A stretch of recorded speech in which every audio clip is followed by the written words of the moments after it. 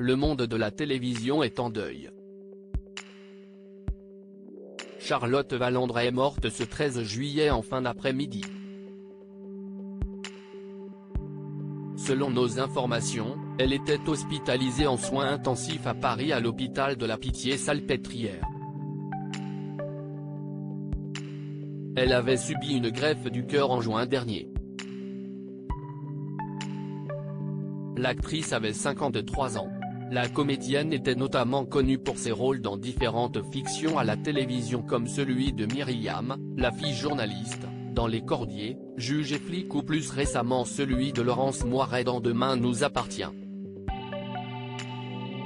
Née en 1968, Charlotte Vallandré a été diagnostiquée séropositive à l'âge de 17 ans.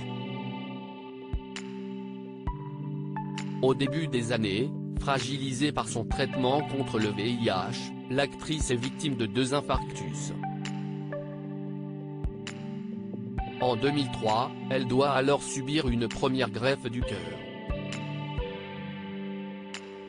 Bien plus que le VIH, dont je n'aille jamais directement souffert, la greffe cardiaque a marqué mon corps et bouleversé ma vie, avait-elle notamment écrit en 2011 dans son livre de cœur inconnu.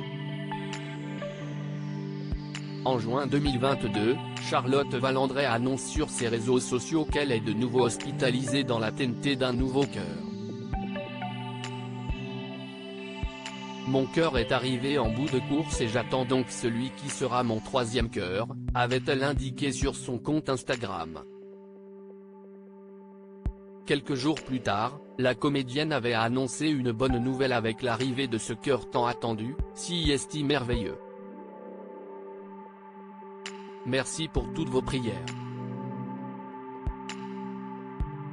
Ils vous ont entendu. Je ne l'oublierai jamais. Charlotte Vallandré est morte, une vie marquée par la lutte contre le VIH révélée à son adolescence. Charlotte Vallandré a quitté très tôt le foyer familial.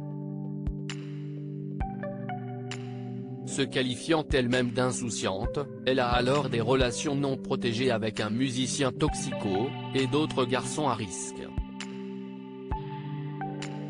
Quelques jours avant ses 18 ans, elle apprend qu'elle est séropositive au VIH. En 1999, elle fait la rencontre d'Arthur Lequesne avec qui elle se marie la même année. En 2000, la comédienne donne naissance à une petite fille prénommée Tara. Quelques mois plus tard, le couple divorce.